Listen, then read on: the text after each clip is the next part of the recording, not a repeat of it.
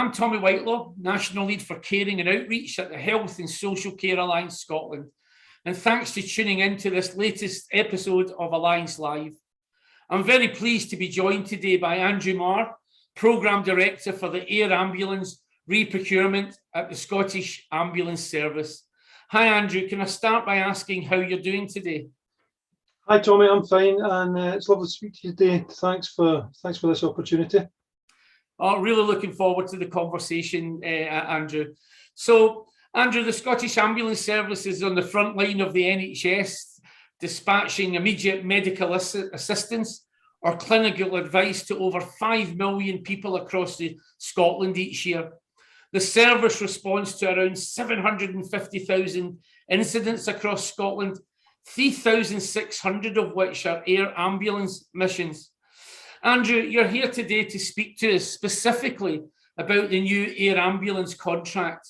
You've been consulting with stakeholders who have been sharing with you what they think about the service.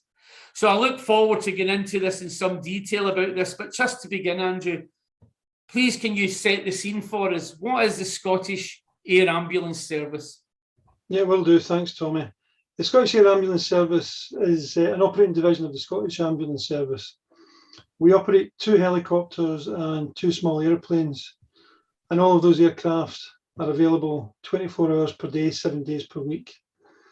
The aircraft are spread across Scotland. We've got a base in Glasgow that has 1 helicopter and 1 airplane. We've got a further base in Inverness, excuse me, that has a helicopter base there, and the final airplane is based and operates out of Aberdeen. That ensures that we can respond to calls anywhere in Scotland quickly. As part of the NHS, we're publicly funded, and that's different from the vast majority of the air ambulance services across the rest of the UK, which are predominantly charitably funded. We do have a charity set up in Scotland. That's Scotland's Charity Air Ambulance, and if I'm referring to them today, I'll refer to them as SCA. They have 2 helicopters that are 1 based in Perth and 1 based in Aberdeen. Both those helicopters are available for 12 hours each day, 7 days a week. And the SCA aircraft are fully integrated with our aircraft for the purposes of tasking, and they're staffed by ambulance paramedics. And I suppose, just to kind of set the scene as well, people may be familiar with some of the work we do through some of the TV series that are currently airing. We've got Extreme Medics and Paramedics on Scene, which are both airing at present. And that gives some kind of flavour for some of the work that we do across the ambulance division. Well, I've actually been watching that and tweeting about it, and just, I was actually retweeted when they were promoting it last week, and I gave it a wee retweet on social media. Thank you. Thanks. Andrew, can you tell me what makes the air ambulance service so important to people? Well, I suppose it's a bit of a cliche, but we're a lifeline to remote and rural communities. If you think of Scotland, there's in excess of 100,000 people across Scotland that live in remote and island communities. And having a national air ambulance service gives reassurance to those people that when required, we'll be there for them. And the ambulance service that we provide across Scotland provides that full range of ambulance services. So that extends from things like routine hospital admissions and discharges, taking people home to those island communities, through to the critical care inter-hospital transfers. And we obviously also do a pre-hospital 999 emergency service using the helicopters.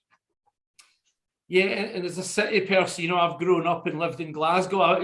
You forget the difference from out in the rural areas and the islands. I actually stay next to the Queen Elizabeth Hospital here in Glasgow. So quite often at night, I've heard the helicopter coming in emergency situations. So, Andrew, what are the challenges of re-procurement of the air ambulance provision? I suppose the main thing is that, first and foremost, we need to ensure that we meet the needs of the people we serve. And so that, for me and the team that are running this procurement process, is fundamental. There's no sense in going out there and procuring a service if it doesn't meet the needs of the people that are ultimately paying for it. And I think we also need to get that message across to the prospective aviation providers. The geography and weather challenges we have in Scotland are unique to the UK. And even just looking at our Inverness aircraft, it takes off and heads across to the west coast of Scotland. It has to climb up to in excess of 5,000 feet to get over the hills and mountains that it's got to get across to go over there. You don't see that in the rest of the UK. Also, the distances involved. I mean, we can be looking at an airplane taking off in Glasgow and flying to Shetland for a patient and back to Glasgow.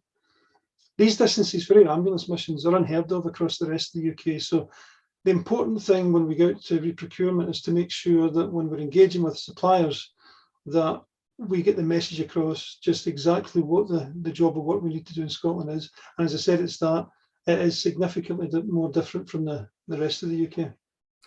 Thanks for that. This is great learning for myself today. I'm finding out things that I didn't know this morning that I'm finding out this afternoon. So, Andrew, why do you want to involve people's feedback in the decisions that are being made?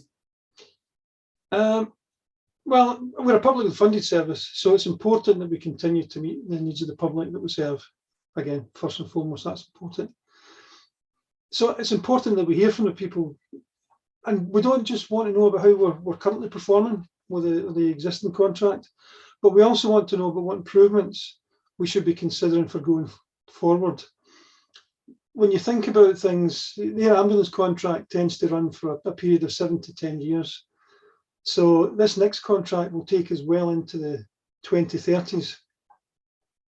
And it's important, therefore, that we get things right at the front end. Technology's changing, innovative ways of working are coming in. We have to be more sustainable as an ambulance service. So we want to make sure that we get the feedback from the stakeholders, the people that use the service, as to how we can best hit the mark with that. And Andrew, how do you want and how can people get involved? The service is active on social media, so people can get in touch via the likes of Facebook and Twitter. We've also launched an online questionnaire, and I think we're going to put the link up at the end of the podcast, Tommy, so people will be able to pick up the link there. And I would encourage people to get involved and to complete the questionnaire for us. And you'll also find links to that on the Alliance website, also for Alliance members.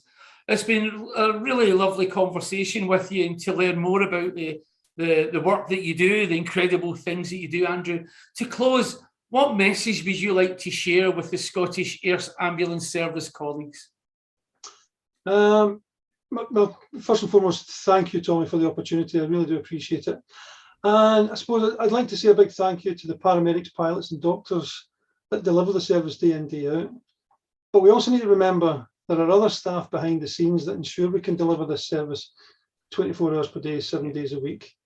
That includes engineering and support staff for the aircraft, as well as ambulance control room staff, and not forgetting the paramedics, technicians and ambulance care assistants, the length and breadth of the country that support air ambulance crews to do their job every day. So a big thank you to all of those people on behalf of the Air Ambulance Service. Thank you. Oh, what a lovely message to finish with. So thank you, Andrew, for taking time to talk to us today. And for those interested in finding out more, please watch to the end of this video where we'll put some links and additional information.